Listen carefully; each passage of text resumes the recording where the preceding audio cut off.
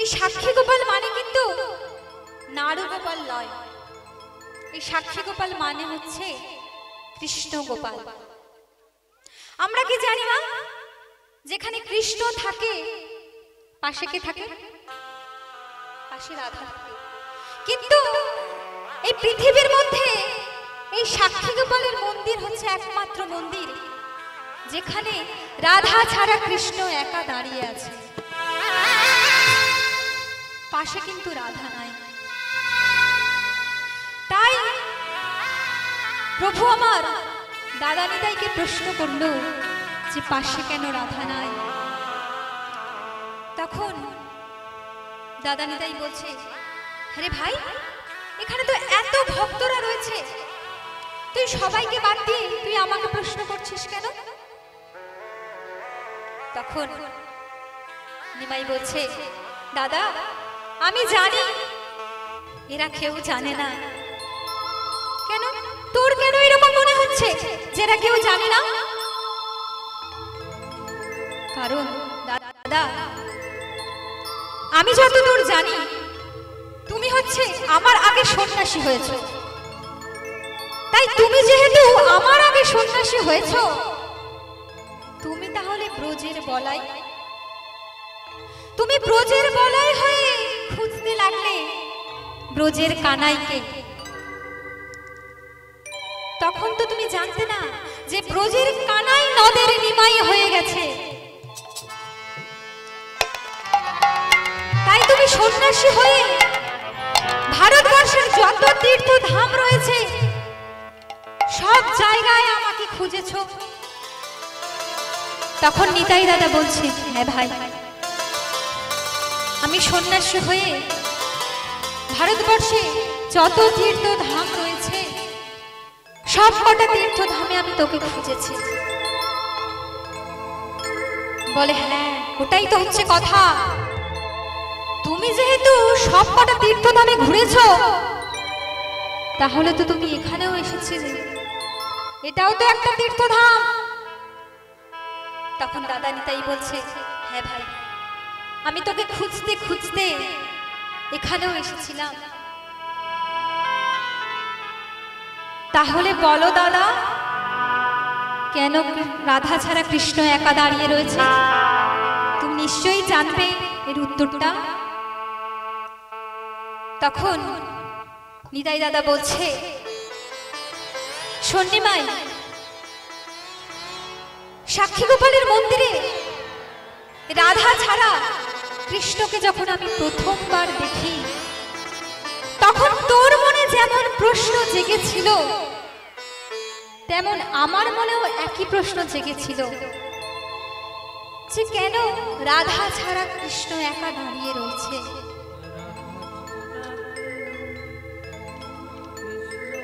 বৃন্দাবনের রাধা রানীকে পরিত্যাগ করে ছুটে এসেছিল স্বয়ং কৃষ্ণ গোপাল, ছুটে এসেছিল খালি পায়ে, ছুটে এসেছিল সাক্ষী দিতে। তাই সেই গোপালের নাম হয়েছিল সাক্ষী গোপাল।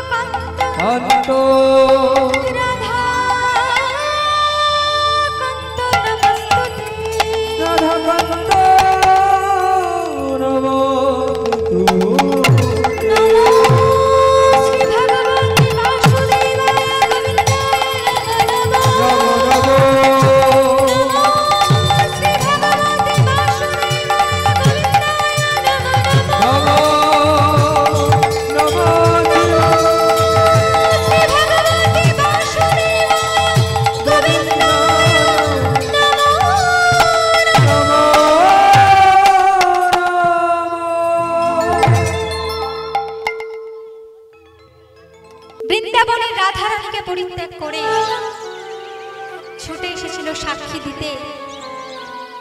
কি সেই ঘটনা তুমি আমায় বলো, আমার যে খুব শোনার ইচ্ছে হয়েছে। তখন দাদা তাই বলছে, শুনবি নিমাই, কে সেই ভাগ্যবান, কার জন্য সাক্ষী দিতে এসেছিল।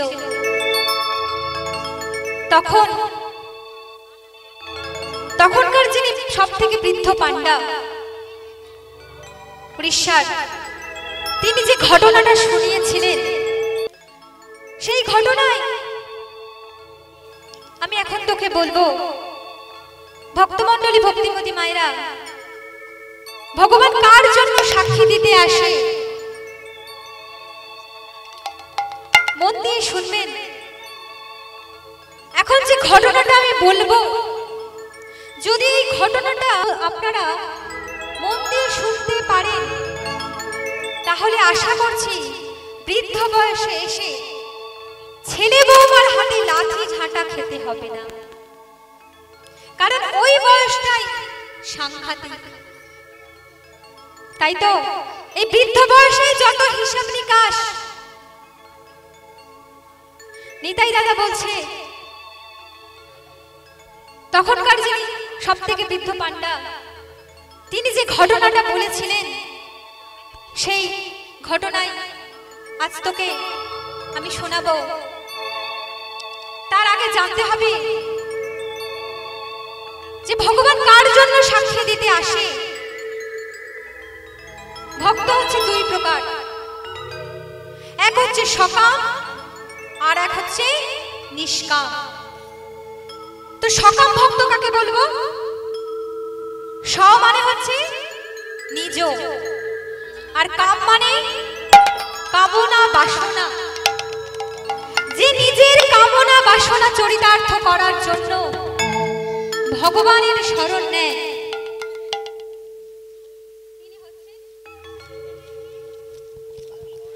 তিনি হচ্ছেন সকাম ভক্ত।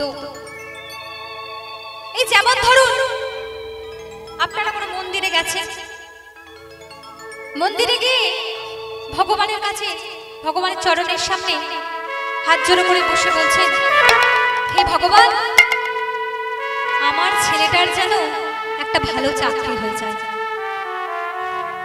আমার মেয়েটার যেন একটা ভালো পাত্রের সঙ্গে বিবাহ হয়। এর মানে কি?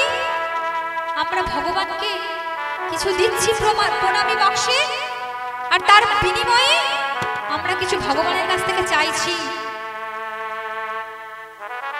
এই ভক্তকে বলে সকাম ভক্ত। ভগবান এদের জন্য সাক্ষী দিতে আসে না, তাহলে আসে কাদের জন্য?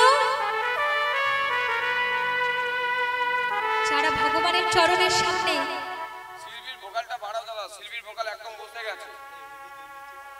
কাঁদতে কাঁদতে ভগবানের চরণের সামনে বলে, হে প্রভু, আমার মতো অধম একজনকে তুমি যে না চাইতেই এত কিছু দিয়েছো, আমার যোগ্যতা আমার নেই। তুমি যা দিয়েছো খুবই খুশি, খুবই আনন্দ পাই। আমার আর জীবনে কিছু চাই না, শুধু তোমার চরণে ঠাঁই দিও ভগবান। এরা নিজের জন্য কিছু চায় না, ভগবান এদের জন্যই সাক্ষী দিতে আসে। এরা হচ্ছে নিষ্কাম ভক্ত। এদের ভগবানের কাছে কোনো কামনা বাসনা থাকে না। শর্ণিমাই, আজ আমরা যেখানে বসে আছি, এই যে কটক শহর, আগে শহর ছিল না। এটা আগে একটা ছোট্ট গ্রাম ছিল। তো এই গ্রামে দুজন ব্রাহ্মণ বাস করতেন, একজন সকাম, একজন নিষ্কাম। কি নাম দাদা? শুনবি নে মাই, কি নাম? ভক্তমণ্ডলী, ভক্তিমতী মায়েরা, খুব মন দিয়ে শুনবেন ভগবান কার জন্য সাক্ষী দিতে এসেছিল এবং কেন ভগবানের নাম সাক্ষী গোপাল হয়েছিল। তাহলে গ্রামটার নাম কি? বিদ্যানগর গ্রাম।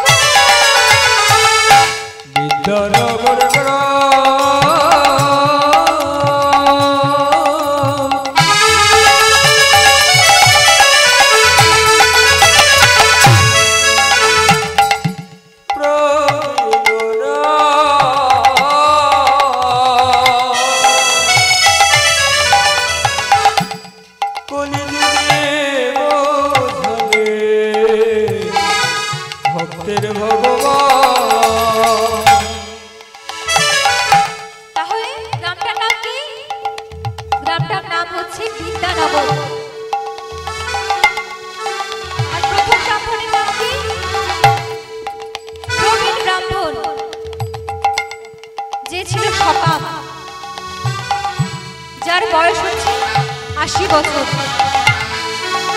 এখানে আরেকজন ব্রাহ্মণ থাকতেন, কি নাম দাদা? নবীন নামে ছিল ব্রাহ্মণ, নবীন নামে ছিল ব্রাহ্মণ, নবীন নামে ছিল ব্রাহ্মণ, নবীন নামে ছিল ব্রাহ্মণ, সদাই করত হরির ভজন, সে নবীন নামে ছিল ব্রাহ্মণ, সদাই করত হরির ভজন, নবীন নামে ছিল ব্রাহ্মণ, হরির ভজন হরি আরাধনা, নবীন নামে ছিল ব্রাহ্মণ, হরির ভজন হরি আরাধনা, নবীন নামে ছিল ব্রাহ্মণ, ওই না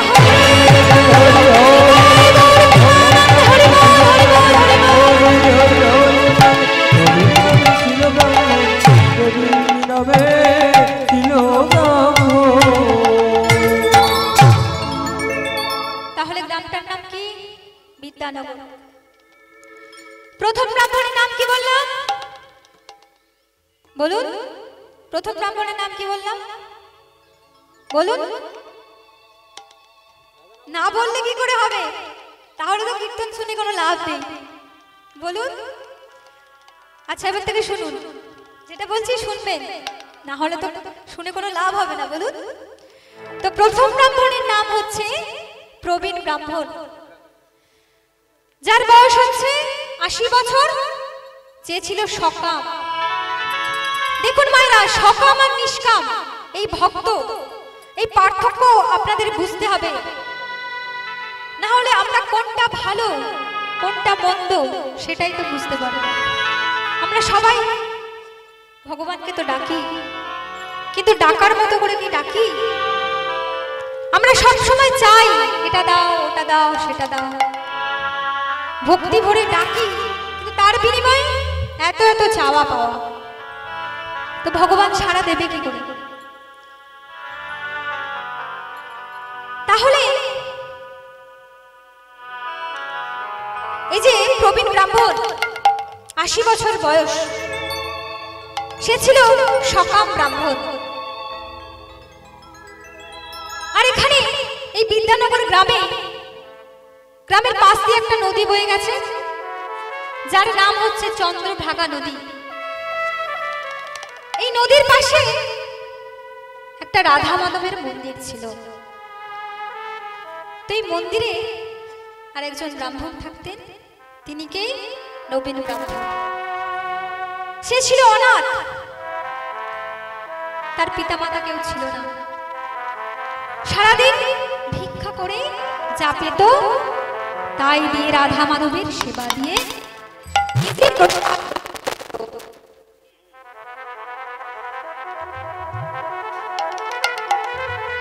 তো নবীন ব্রাহ্মণ এইরকম ছিল। আর প্রবীণ ব্রাহ্মণ কেমন ছিলেন? ঠিক উল্টো। জীবনে কোনোদিন হরিবাসরেও যায়নি, হরিনাম মুখেও আনেনি। সারাটা জীবন সংসার করে কাটিয়ে দিয়েছে। সারা জীবন ধরে যা উপার্জন করেছে তাই দিয়ে একটা বড় বাড়ি বানিয়েছে, আর যা টাকা বেঁচেছিল তাই দিয়ে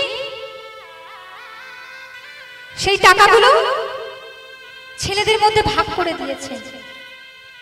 আর কিছু টাকা, অল্প টাকা, সেটা মেয়ের বিয়ের জন্য তুলে রেখেছে। এই প্রবীণ ব্রাহ্মণের 4 ছেলে, 3 ছেলের বিয়ে দিয়েছে, আর ছোট ছেলে প্রতিবন্ধী, সে বিয়ে করেনি। ভাবছে যে শুধু শুধু একটা মেয়ের জীবন নষ্ট করব, তাই সে বিয়ে করেনি। আর এক মেয়ে আর এক স্ত্রী। তো প্রথম পুত্রের নাম কি? মন দিয়ে শুনবেন, কিন্তু নাম জিজ্ঞেস করব পরে। তো প্রথম পুত্রের নাম, বড় সন্তান যে, তার নাম হচ্ছে নারায়ণ। দ্বিতীয় পুত্রের নাম রঘুনন্দন। তৃতীয় পুত্রের নাম মধুসূদন। আর চতুর্থ পুত্রের নাম বিপদভঞ্জন। আর একমাত্র কন্যা নাম হচ্ছে অহল্যা, আর একমাত্র স্ত্রী নাম হচ্ছে সাবিত্রী। তো এই ছিল তার সুখের সংসার। তো একদিন রাত্রি 10টার সময় বৃদ্ধ ব্রাহ্মণ ভাবছে, 80টা বছর সংসার করে কাটিয়ে দিলাম, কিছুদিন পরেই তো আমার মৃত্যু হবে। মৃত্যুর পর যখন আমি ওপারে যাব, ওপারে মানে কোথায়? কোথায় মা? ওপারে বলুন? স্বর্গে। স্বর্গে কি আর সবাই ঠাঁই হয়?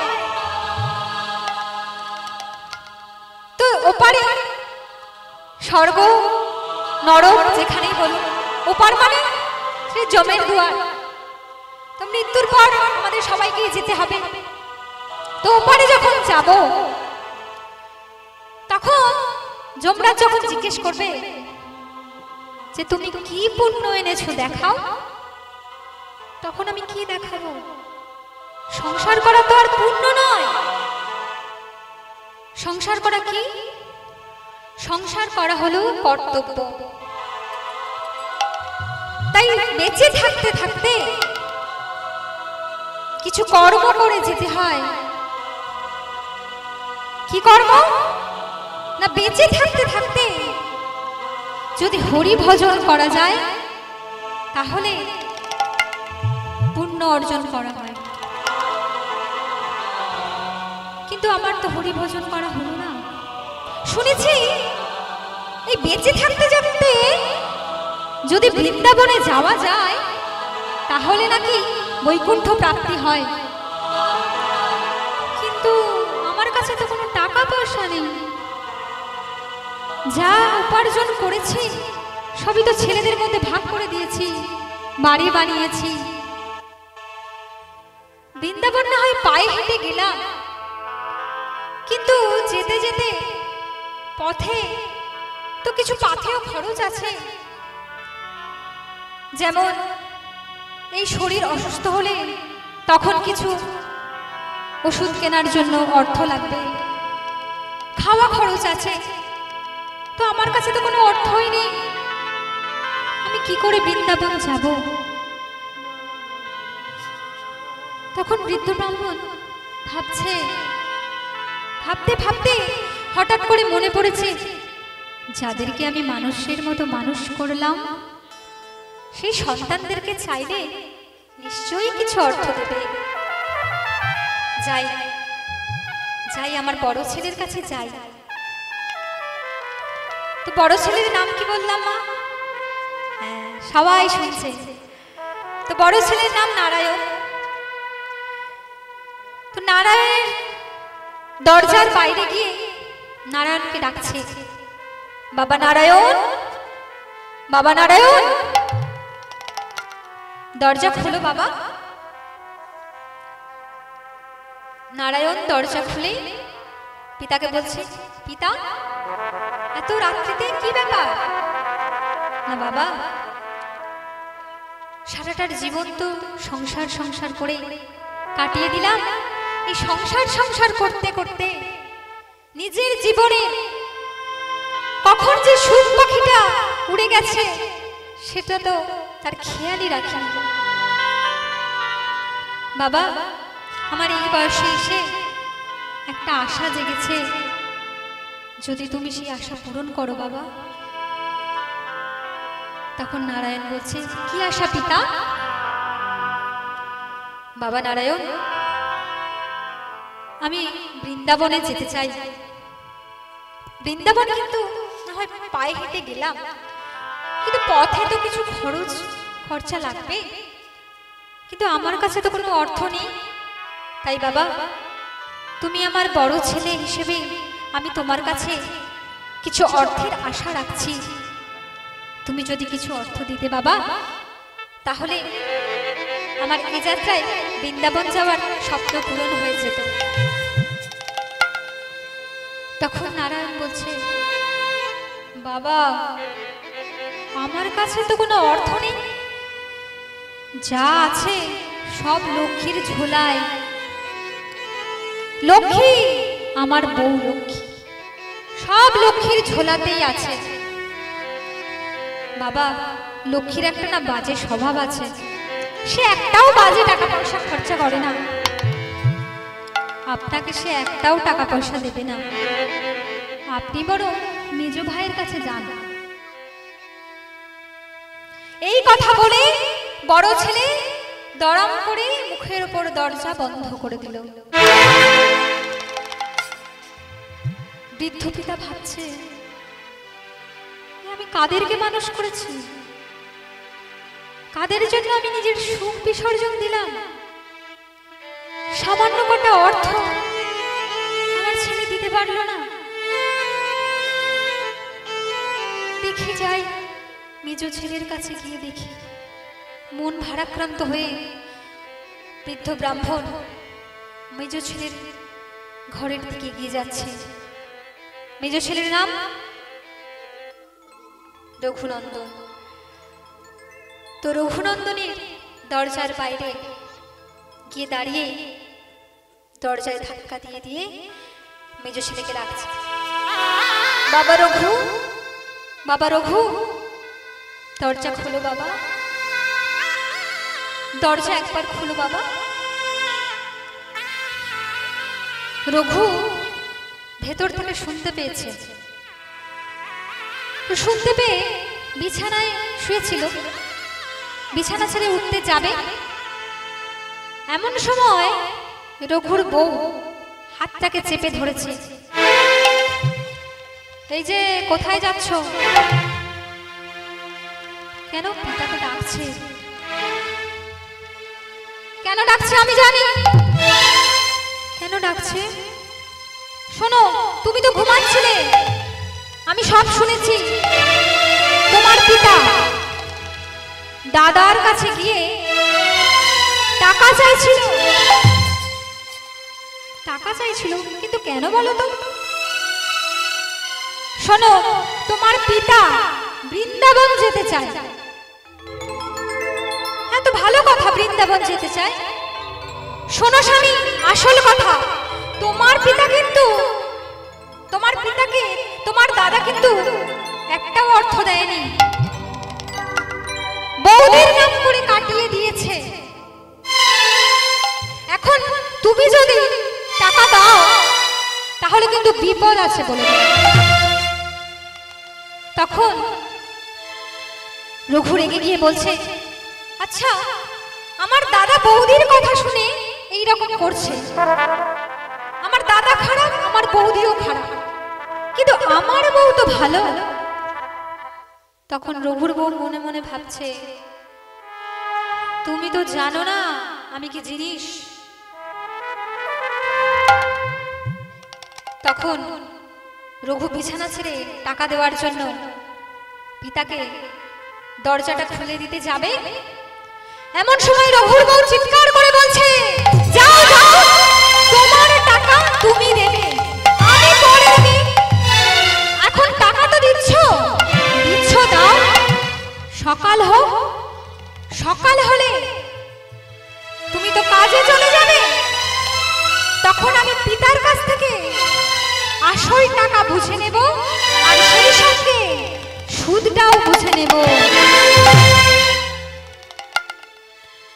রঘুর স্ত্রীর সেই বড় বড় চোখ দেখে রঘু ভয় থরথর করে কাঁপছে, আর মনে মনে ভাবছে, দরকার নেই বাবা, থাক, এই বউকে নিয়ে আমাকে সারা জীবন কাটাতে হবে, একই ছাদের তলায় থাকতে হবে।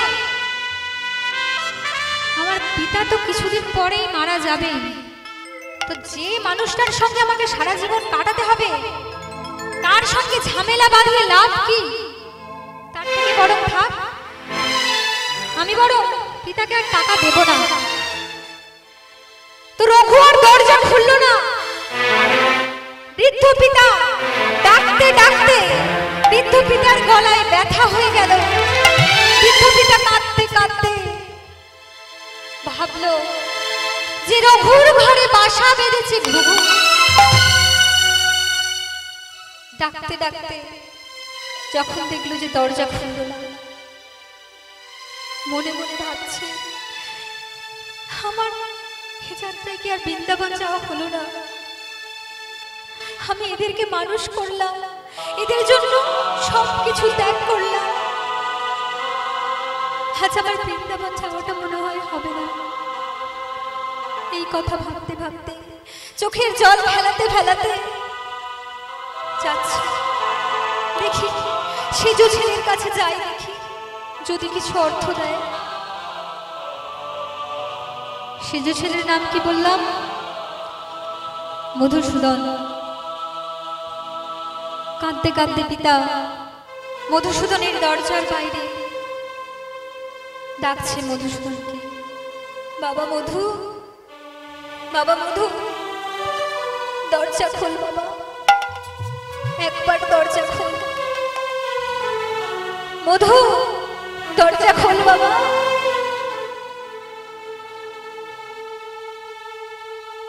মধু দরজা খুলল না। দরজা খুলল কে?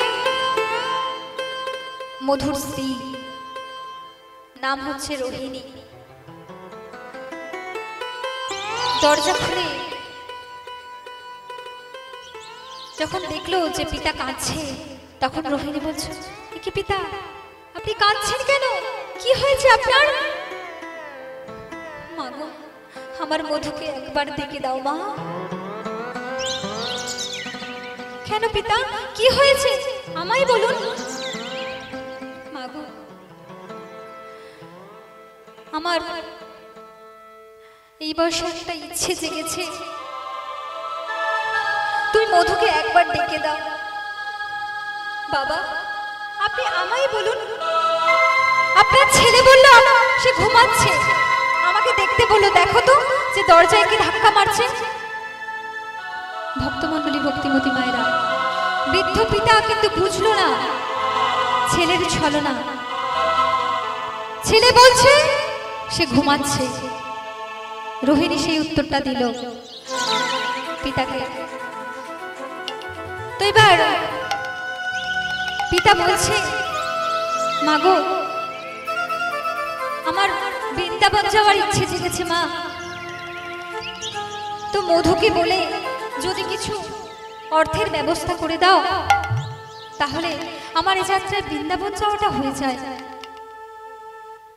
বৃন্দাবন হয় পায়ে হেঁটে গেলাম, কিন্তু পথের তো কিছু খরচ আছে, তো সেই খরচের জন্য তো কিছু অর্থ লাগে মা, তো মধুকে বলে যদি কিছু অর্থের ব্যবস্থা করে দাও তাহলে আমি বৃন্দাবনটা যেতে পাই।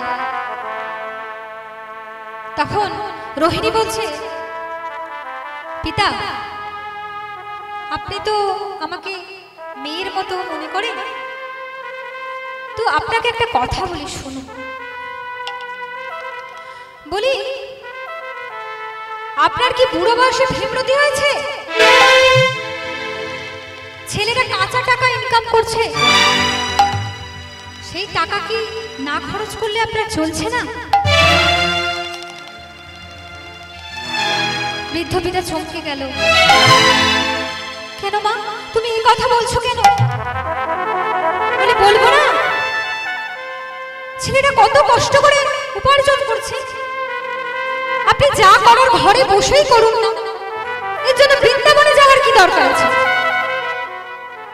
ভক্তমণ্ডলী, ভক্তিমতী মায়েরা, মুখে মিষ্টি মিষ্টি কথা আর অন্তরে শত্রুতা, এর থেকে বড় যারা সরাসরি শত্রুতা করে তারা অনেক ভালো হয়, তাদেরকে সরাসরি চেনা যায়, কিন্তু যারা মুখে মিষ্টি কথা বলে আর মনে শত্রুতা পুষে রাখে তাদেরকে কিন্তু আপনারা চিনতে পারবেন না। যেই সাপের লেজে পা পড়েছে অমনি ফোঁস করে উঠেছে, বলছে বুড়ো বয়সে ভীমরতি হয়েছে।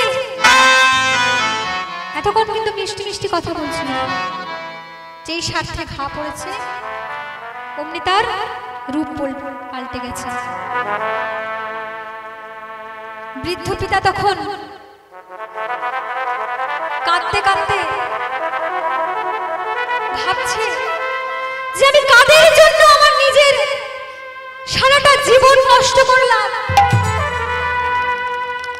নিজে না খেয়ে সন্তানদেরকে খাইয়েছি, নিজে না পোশাক পরে সন্তানরা যাতে ভালো পোশাক পরতে পারে তার জন্য সমস্ত কিছু সন্তানদের জন্য করেছি সারাটা জীবন ধরে। আজকে আমি বৃন্দাবন যেতে চাইছি, তার একটু অর্থ, সামান্য অর্থ আমায় দিতে পারছে না। হে ভগবান, আমি এখন কোথায় যাই? আপন দুনিয়া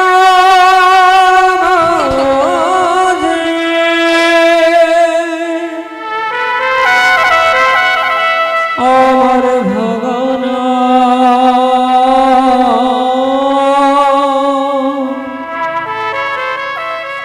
তুই যেন ডুবে না। সারাটা জীবন তোমার নাম করলাম, সারা জীবন সংসার করে গেলাম, কোনদিন তোমার নাম করলাম। হরিদিন তো গেল, আজ আমি কোথায় যাব? সন্ধ্যা হলো,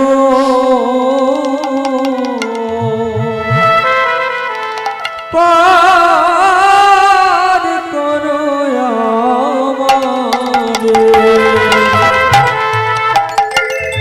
হরিদিন তো গেল, সন্ধ্যা হলো, পার করো আমারে। তুমি পারের কর্তা,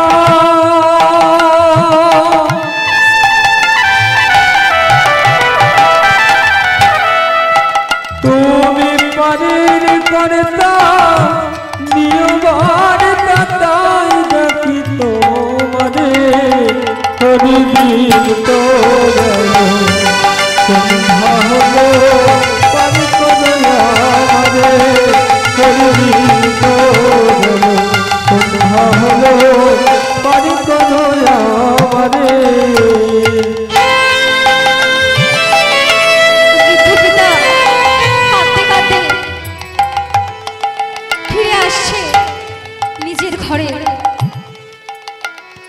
অঝোর নয়নে কেঁদে চলেছে। আমি আগে এসে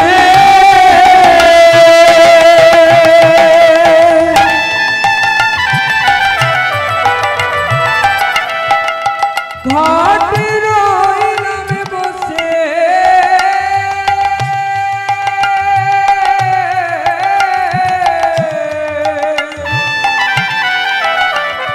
আমি আগে এসে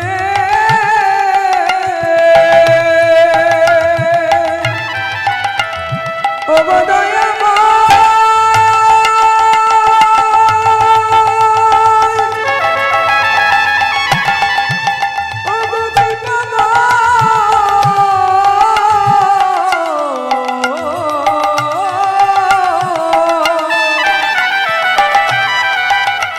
আমি আগে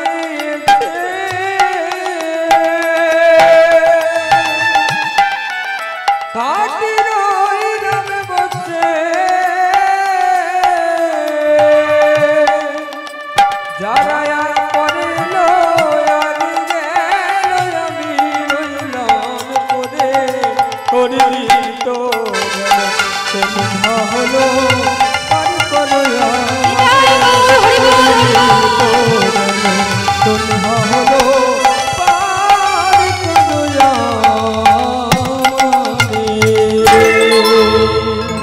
বৃদ্ধ ব্রাহ্মণ কাঁদতে কাঁদতে নিজের ঘরে ঢুকছে। হঠাৎ করে কে যেন একটা পায়ের ওপরে সে আছাড় খেয়ে পড়ল। কে?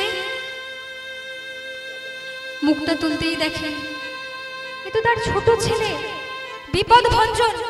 হে কি বাবা তুমি? বিপদ ভঞ্জন বলছে, পিতা আপনি কাঁদছেন কেন? দাদারা টাকা দিল না বলে আপনি কাঁদছেন? কিন্তু পিতা আপনি কি ভুলে গেছেন আপনি যেমন দাদাদেরকে টাকা দিয়েছিলেন তেমন আমাকেও তো কিছু দিয়েছেন। আপনার বৃন্দাবন যাওয়ার ইচ্ছে জেগেছে তো আমি আপনাকে টাকা দেব। আমার অর্থ যদি আপনার পরমার্থের কাজে লাগে তাহলে আমার জীবন তো ধন্য হয়ে যাবে পিতা।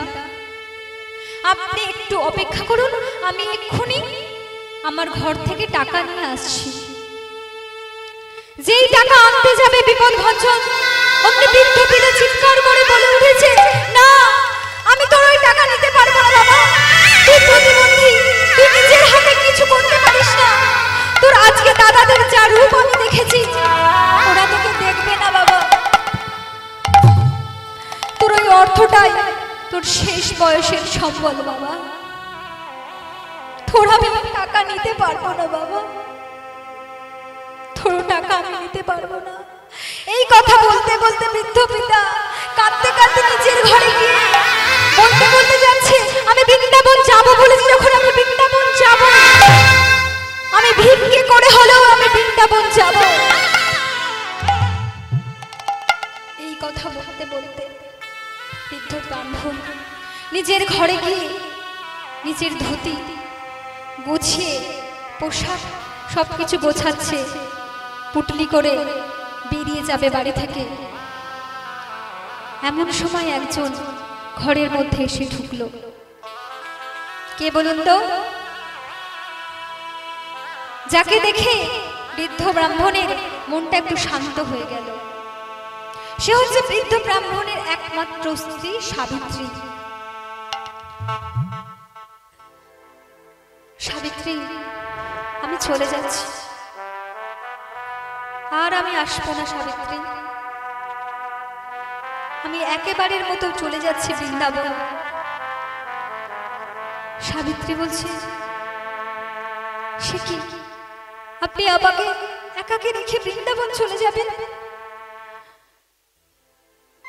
সাবিত্রী অঝোর নয়নে কাঁদছে।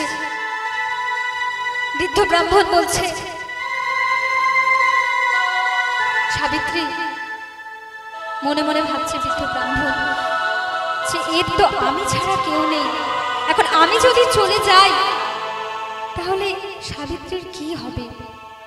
তখন সাবিত্রীকে বলছে, আচ্ছা সাবিত্রী আমি তো বৃন্দাবন যাচ্ছি, তো বৃন্দাবন যা হয় গেলাম, কিন্তু একা একা কি বৃন্দাবন যাওয়া যায়? তো তুমি যদি যেতে তাহলে তো খুব ভালো হয়, ভজন একসাথে করতে করতে যাব বৃন্দাবন। তখন সাবিত্রী কি বললো জানেন? সাবিত্রী বলছে, আচ্ছা এই বৃন্দাবন গিয়ে তোমার কি হবে আর আমারই বা কি হবে? কেন? বৃন্দাবন গিয়ে পুণ্য হবে। আচ্ছা পুণ্য হবে, তাহলে তুমি যাও। কেন? তোমার কি পুণ্যের দরকার নেই? না স্বামী, তুমি গেলেই হবে, আমার যাওয়ার দরকার নেই। কথায় আছে পতির পুণ্য সতীর পুণ্য। স্বামী, যে পুণ্য আমি ঘরে বসে পেতে পারি, তার জন্য বৃন্দাবন যাওয়ার কি প্রয়োজন? তার থেকে বরং তুমি যাও, আমি বাড়িতে বসেই সেই পুণ্য পেয়ে যাব। ভক্তমণ্ডলী, ভক্তিমতী মায়েরা, যে সংসারের জন্য আপনারা এত কিছু করেন, তো সেই সংসারের কেউ যখন আপনাদের আঘাত করে তখন কি মনে হয়? মনে হয় কি ঘুরতে যাই, বেড়াতে যাই, মনে হয়? তখন মনে হয় কি মরতে পারলেই বাঁচি। তো সেই রকমই বৃদ্ধ ব্রাহ্মণের বাঁচার আর ইচ্ছে রইল না। রাত্রি 2টোর সময় কাঁদতে কাঁদতে ছুটে চলেছে চন্দ্রভাগা নদীর তীরে আত্মহত্যা করবে বলে। আত্মহত্যা করতে যাবে, নদীতে ঝাঁপ দিতে যাবে, এমন সময় কে যেন একজন পিছন থেকে তাকে জাপটে ধরেছে। কে? আমি নবীন ব্রাহ্মণ। আপনি আত্মহত্যা করতে যাচ্ছিলেন কেন? আমি রাধা মাধবকে স্বয়ং দিয়ে ভোজন করছিলাম, হঠাৎ দেখি কার কান্নার আওয়াজ শুনে আমি এইখানে আসলাম। দেখি আপনি আত্মহত্যা করতে যাচ্ছেন, ভগবানের দেওয়া শরীরটাকে আপনি নষ্ট করছেন। বাবা নবীন, তোমার এই বয়সে যা হলো আমার তো তা হলো না বাবা। কি হলো আমার? সাধন ভজন। আমার তো সাধন ভজন হলো না, সারা জীবন সংসার সংসার করে কাটিয়েছি। সারাটা জীবন কোনোদিন হরিনাম করিনি, হরিনাম মুখেও আনিনি। জানো, আমার 4 ছেলে, 3 ছেলের বিয়ে দিয়েছি। ছোট ছেলে প্রতিবন্ধী, বৃন্দাবন যেতে চেয়েছিলাম, আমার 3 ছেলের কাছে অর্থ চেয়েছিলাম, তারা কেউ অর্থ দিল না। আমার প্রতিবন্ধী ছেলেটা আমাকে অর্থ দেওয়ার জন্য ছুটে এসেছিল। তুমি বলো, আমি কি তার কাছ থেকে অর্থ নিতে পারি? তাহলে বলো, আমি এই জীবন রেখে কি করব? তাই আমি আত্মহত্যা করতে এসেছি। আমি এই জীবন আর রাখতে চাই না। তখন নবীন ব্রাহ্মণ বলছে, হবু তাই? আপনি কি ভাবছেন পয়সা থাকলেই, অর্থ থাকলেই বৃন্দাবনে যাওয়া যায়? শুনুন, আপনার বৃন্দাবন যাওয়ার ইচ্ছে জেগেছে তো আমি আপনাকে বৃন্দাবন নিয়ে যাব। আপনি অপেক্ষা করুন এই বৃক্ষের তলায়, আমি এক্ষুনি আসছি। এই বলে নবীন ব্রাহ্মণ তার রাধা মাধবের মন্দিরে গিয়ে রাধা মাধবকে বলছে, হে রাধা মাধব, ওই বৃদ্ধ ব্রাহ্মণ ওনার ইচ্ছে পূরণ করার জন্য ওনাকে আমি বৃন্দাবনে নিয়ে যাচ্ছি। আমি তোমায় শয়ন দিয়ে গেলাম, যদি তুমি উঠে পড়ো তাহলে নিজের সেবা নিজেই করে নিও। এই কথা বলে বৃদ্ধ ব্রাহ্মণকে নিয়ে নবীন ব্রাহ্মণ চলল বৃন্দাবনের পথে। শুরু হলো বৃন্দাবন যাত্রা। একবার কৃষ্ণ বলে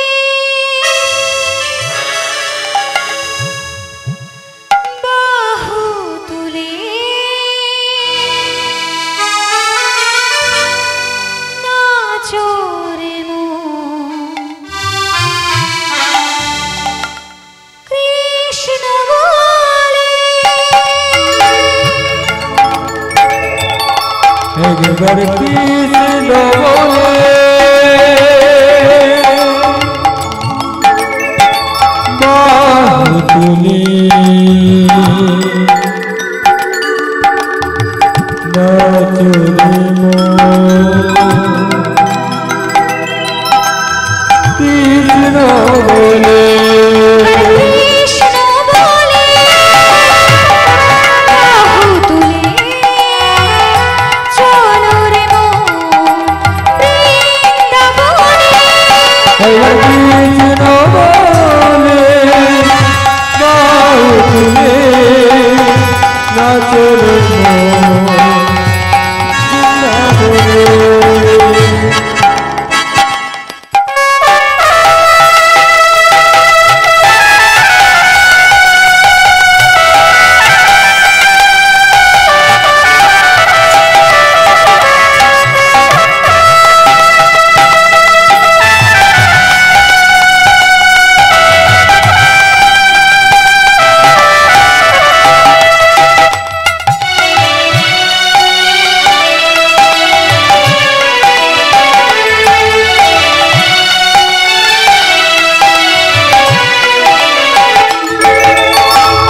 যে নামে নাই কোনো দুঃখ, যে নামে আছে শুধু সুখ, যে নামে নাই কোনো দুঃখ, যে নামে আছে শুধু সুখ, যে নামে নাই কোনো ক্লান্তি, যে নামে আছে শুধু শান্তি, যে নামে আছে শুধু শান্তি, যে নামে নাই কোনো ক্লান্তি।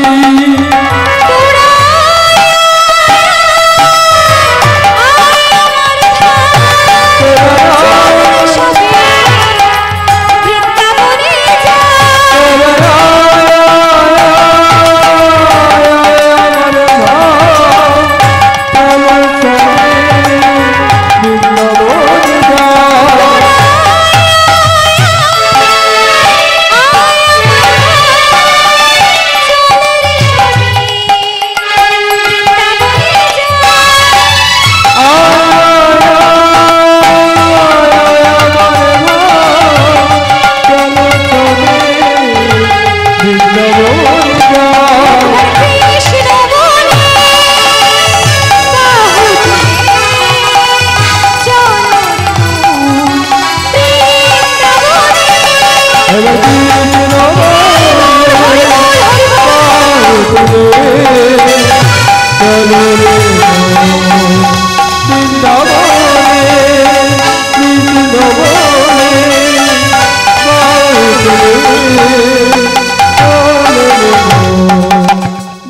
চলো রে মন ভক্তমণ্ডলী, ভক্তিমতী মায়েরা, 3 মাস পর বৃদ্ধ প্রবীণ ব্রাহ্মণ আর নবীন ব্রাহ্মণ এসে উপস্থিত হলেন মধুময় বৃন্দাবনে। বৃদ্ধ ব্রাহ্মণ কাঁধে চড়ে এসেছেন, হাঁটতে পারছিলেন না, নবীন ব্রাহ্মণের কাঁধে করে চড়ে এসেছেন। তো বৃন্দাবনের মাটিতে এসে প্রথমে কিন্তু পা ঠেকালেন না, ঠেকালেন কি মাথা। মাথা নুইয়ে মাটিতে গড়াগড়ি যাচ্ছে। ভেবেছিল কোনোদিন বৃন্দাবনে আসা বুঝি আর হলো না, তাই বৃদ্ধ ব্রাহ্মণ অঝোর নয়নে কাঁদছে, কারণ সে আশা তো তার পূর্ণ হয়েছে, তাই কাঁদছে। বৃদ্ধ ব্রাহ্মণ যে হাঁটতে পারছিল না, রাধা রানীর কৃপায় সে বৃন্দাবনে এসে গোটা গিরি গোবর্ধন পর্বত পরিক্রমা করল। এইভাবে 3 মাস কেটে গেল, আর 3 মাস পর একটা অঘটন ঘটল। একদিন বৃন্দাবনের গোপালের মন্দিরের সামনে, কৃষ্ণ গোপালের মন্দিরের সামনে বসেছে 2 ব্রাহ্মণ।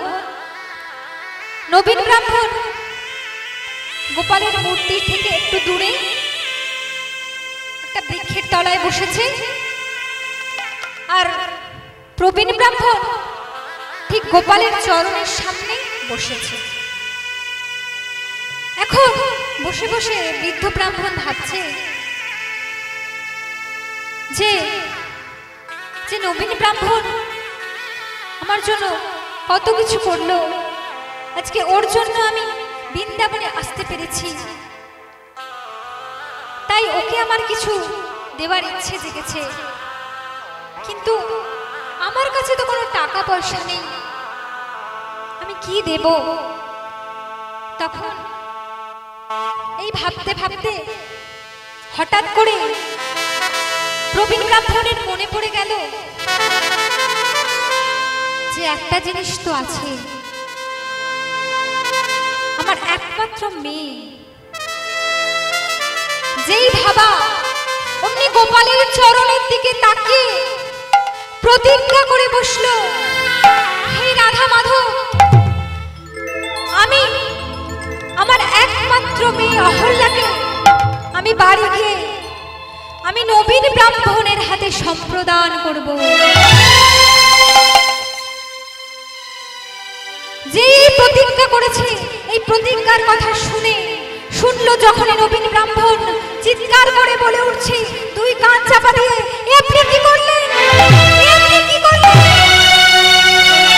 আপনি এত বড় প্রতিজ্ঞা করলেন, আমার সঙ্গে একবারও আলোচনা করার প্রয়োজন মনে করলেন না? আপনার কাছ থেকে আমি কি কিছু পাওয়ার জন্য আপনাকে বৃন্দাবনে এনেছি? তখন বৃদ্ধ ব্রাহ্মণ বলছে, আমি দেব বলেছি যখন দেব, কিন্তু আপনি যে বলছেন দেবেন, আমি তো অকুলীন ব্রাহ্মণ আর আপনি তো কুলীন ব্রাহ্মণ, আপনার এই প্রস্তাব তো আপনার পরিবার মানবে না। ভক্তমণ্ডলী, ভক্তিমতী মায়েরা, তখনকার দিনে কুলীন ব্রাহ্মণের সঙ্গে অকুলীন ব্রাহ্মণদের বিবাহ সম্পর্ক তৈরি হতো না, বিবাহ দেওয়া হতো না। তাই নবীন ব্রাহ্মণ বলছে যে কুলীন ব্রাহ্মণ আপনারা, আর আমি হচ্ছে অকুলীন ব্রাহ্মণ, আপনার এই প্রস্তাব আপনার পরিবার মেনে নেবে না। তখন প্রবীণ ব্রাহ্মণ বলছে, তুমি চিন্তা করো না, আমি যখন প্রতিজ্ঞা করেছি আমি সেই প্রতিজ্ঞা রাখবো।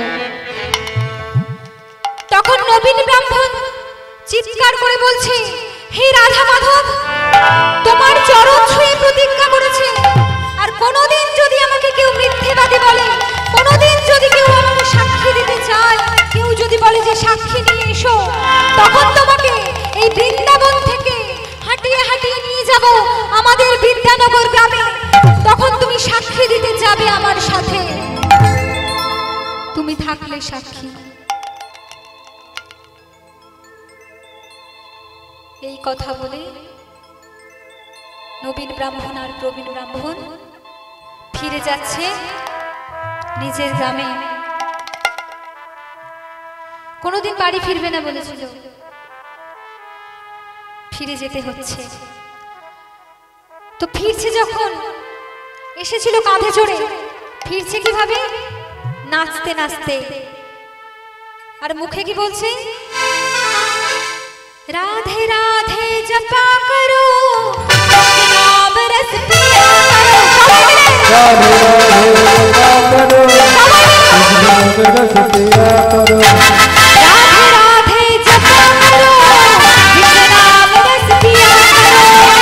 রাধে রাধে জপা করো, নাম রস পিয়া করো।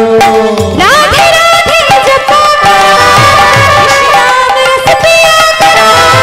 রাধে রাধে জপা করো, নাম রস পিয়া করো। রাধে রাধে জপা করো, নাম রস পিয়া করো। রাধে রাধে জপা করো, কৃষ্ণ নাম রস পিয়া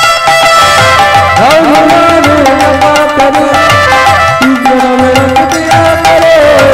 রাধে রাধে জপা করো, নাম রস পিয়া করো। রাধে রাধে জপা করো, নাম রস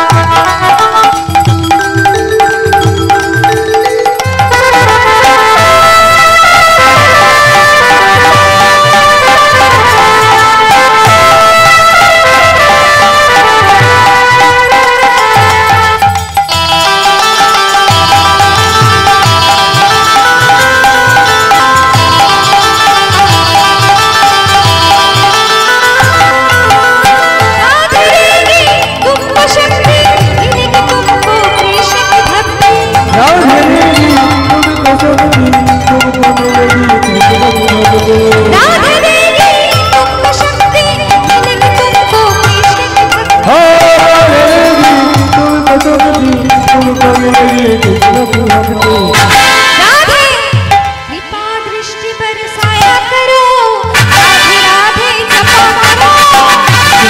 রাধে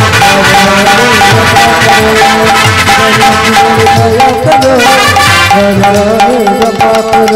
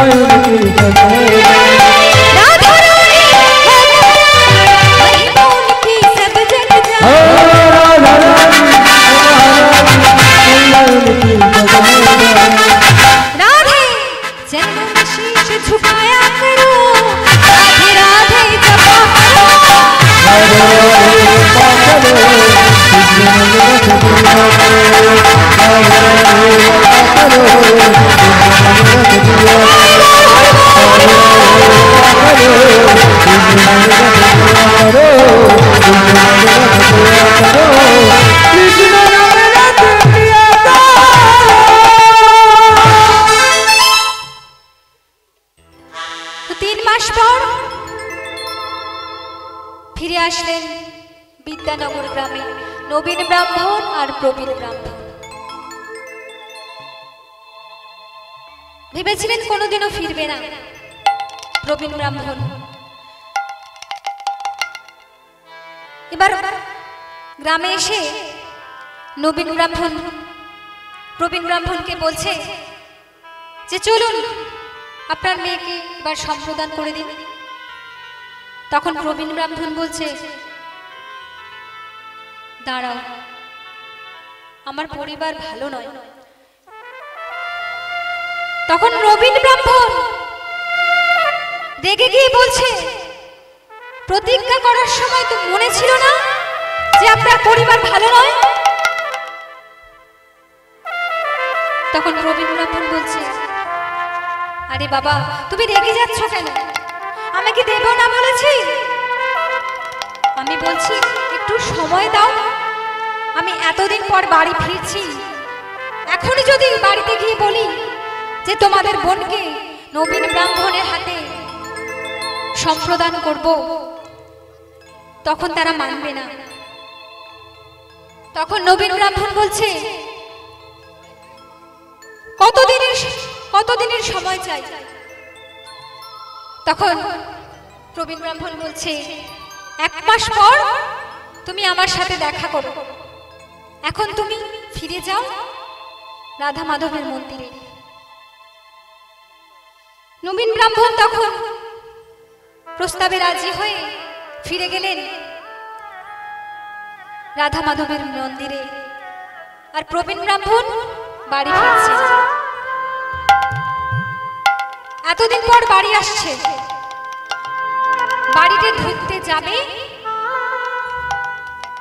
তার চারিদিকে 3টি ছেলে ঘিরে ধরেছে।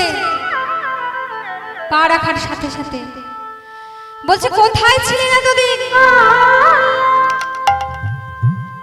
প্রবীণ ব্রাহ্মণ বলছে, আমি বৃন্দাবনে গিয়েছিলাম।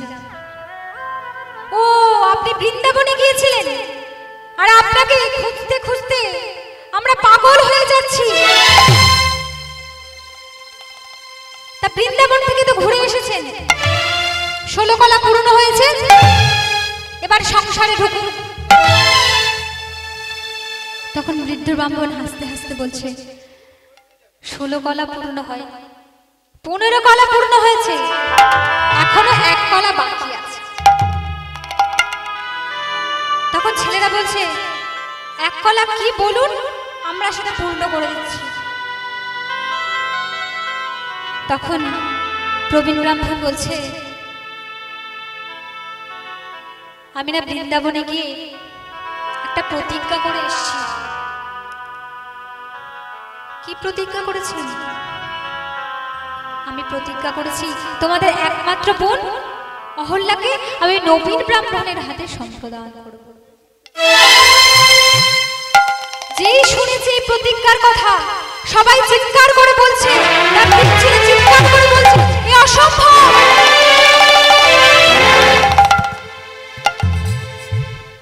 এই প্রস্তাব আমরা মানি না। ও অকুলীন ব্রাহ্মণ, আমরা কুলীন ব্রাহ্মণ, ওর সাথে যদি তোমার মেয়ের বিয়ে দাও, তাহলে আমাদেরকে সমাজ থেকে সবাই একঘরে করে দেবে। তখন প্রবীণ ব্রাহ্মণ বলছে, আমি যা প্রতিজ্ঞা করলাম। হ্যাঁ, তো আপনি কার কাছে প্রতিজ্ঞা করেছেন? তখন প্রবীণ ব্রাহ্মণ বলছে, রাধা মাধবের কাছে। যেই শুনেছে যে রাধা মাধবের চরণে ছুঁয়ে প্রতিজ্ঞা করেছে, অমনি 3 ছেলে আনন্দে লাফাতে লাগলো। প্রবীণ ব্রাহ্মণ বলছে, কি ব্যাপার, এত আনন্দ কিসের? তখন ছেলেরা বলছে, ভাগ্যিস কোন মানুষকে সাক্ষী রাখেননি, রেখেছেন তো পাথরের মূর্তিকে। এখন নবীন ব্রাহ্মণ এসে যদি আমাদেরকে বলে যে সাক্ষী ছিল পাথরের মূর্তি কৃষ্ণ গোপাল, তাহলে আমরা তাকে ঘুরিয়ে বলবো, তুমি যদি তাকে আনতে পারো কৃষ্ণ গোপালকে, তাহলে আমরা এই প্রস্তাব মেনে নেব। পাথর তো কথা বলে না, পাথর চলতেও পারে না, আপনি বরং ওই প্রতিজ্ঞার কথা ভুলে যান। এই কথা বলে বৃদ্ধ ব্রাহ্মণকে তার 3 ছেলে ঘরের মধ্যে ঢুকিয়ে দিল। বৃদ্ধ ব্রাহ্মণ তার প্রতিজ্ঞার কথা ভুলে গেল না, মা, জোর করে ভুলিয়ে দেওয়া হলো। এখন 1 মাস হয়েছে, নবীন ব্রাহ্মণ এদিকে ভাবছে 1 মাস তো হলো, এবার প্রবীণ ব্রাহ্মণের সঙ্গে দেখা করে এই কথা ভেবে নবীন ব্রাহ্মণ প্রবীণ ব্রাহ্মণের বাড়িতে উপস্থিত হলো। এবার নবীন ব্রাহ্মণ যেই ঘরের মধ্যে ঢুকতে যাবে বাড়ির ভিতর, অমনি তিনটে ছেলে তাকে ঘিরে ধরেছে, বলছে কি দরকার? তখন নবীন ব্রাহ্মণ বলছে, তোমাদের পিতার সঙ্গে দরকার আছে, পিতাকে ডেকে দাও। তখন তার তিন ছেলে বলছে, কি দরকার আমাদেরকে বলো। তখন নবীন ব্রাহ্মণ বলছে, তোমাদের পিতা বৃন্দাবনে গিয়ে একটা প্রতিজ্ঞা করে এসছে। কি প্রতিজ্ঞা? তোমাদের একমাত্র বোন অহল্যাকে আমার সাথে বিবাহ দেবে। যেই এই প্রতিজ্ঞার কথা শুনেছে, তার তিন ছেলে লাঠি নিয়ে নবীন ব্রাহ্মণের পিঠে মারতে শুরু করলো। এমন করে মারছে যে নবীন ব্রাহ্মণের পিঠ থেকে রক্ত পড়ছে, অসহ্য যন্ত্রণা করছে, তবু মার ছাড়ছে না, মেরে চলেছে।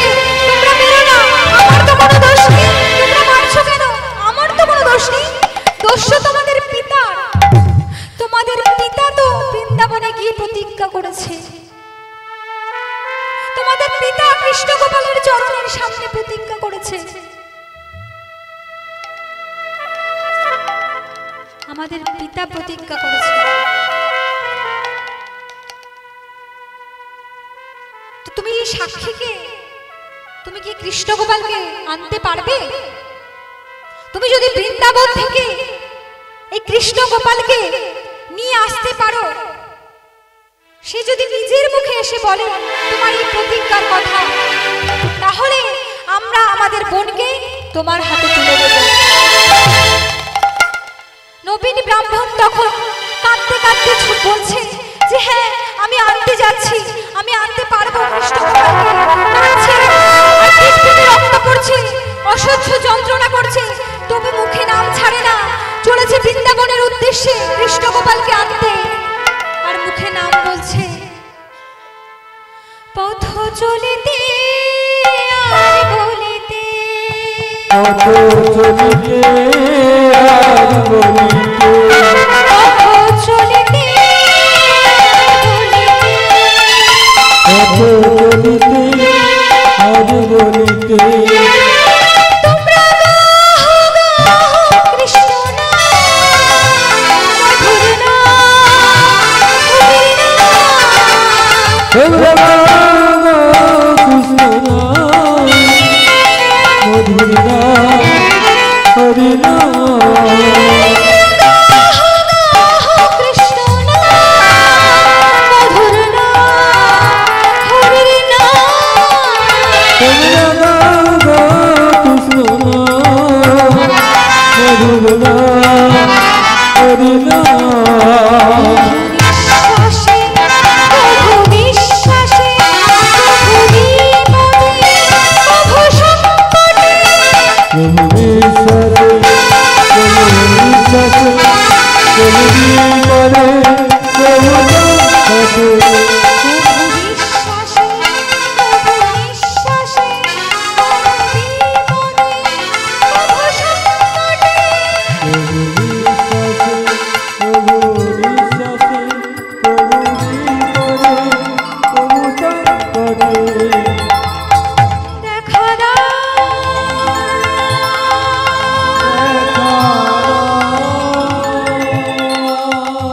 দেখা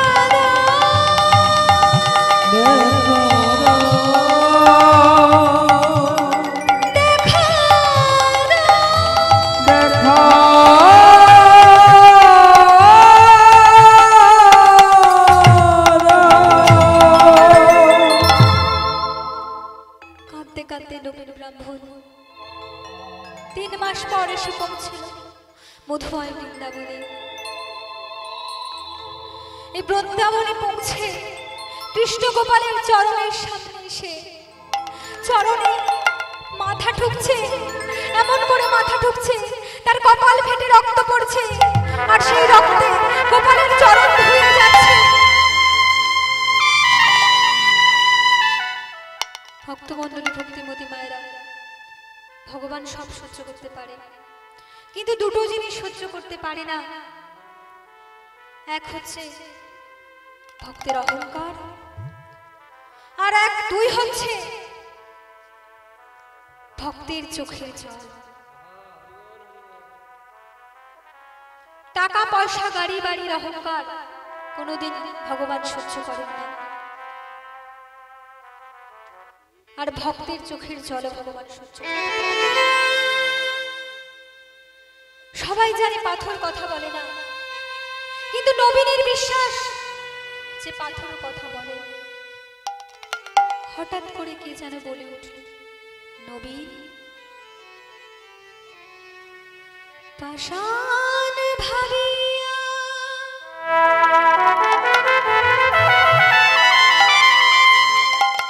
ডাকেছ যাহারে,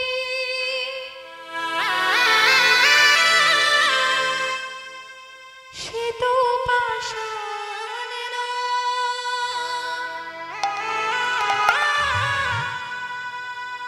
ডাকার মতো ডাকলে পারে পাষাণ গলিয়া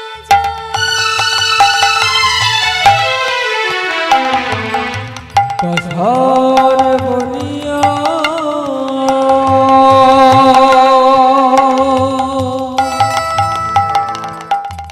ডাকিছ যাহারে,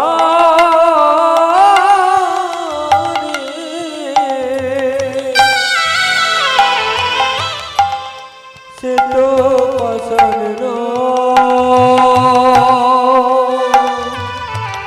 ডাকার মতো ডাকলে পারে, সে তো পাষাণ ভাবিয়া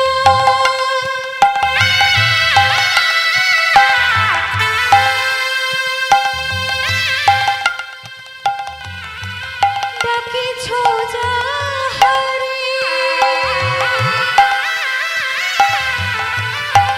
সে তো পাষাণ না,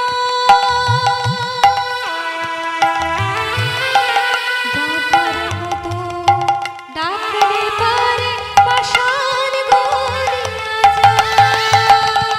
পাষাণ বলিয়া প্রভু, প্রভু গো,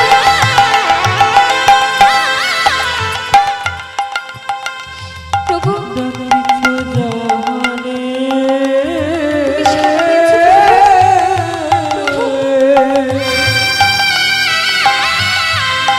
সে তো পাষাণ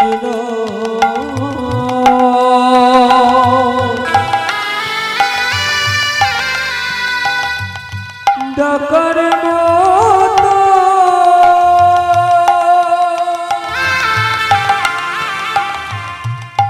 ডাকলে তারে, সে তো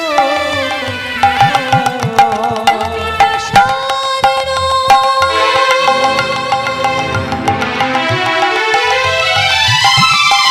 আমি পাষাণ না,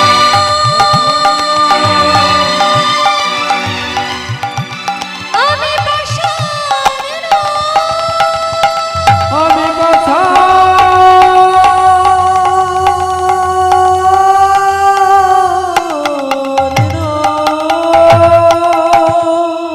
প্রভু তুমি সাড়া দিয়েছো প্রভু, প্রভু নবী, তোর ভক্তির কাছে আমি যে হেরে গেছি। সবাই আমায় ডাকে, কিন্তু তোর মতো করে নিঃস্বার্থভাবে তো কেউ আমায় ডাকে না। তাই তোর ভক্তির কাছে আমি হেরে গেছি।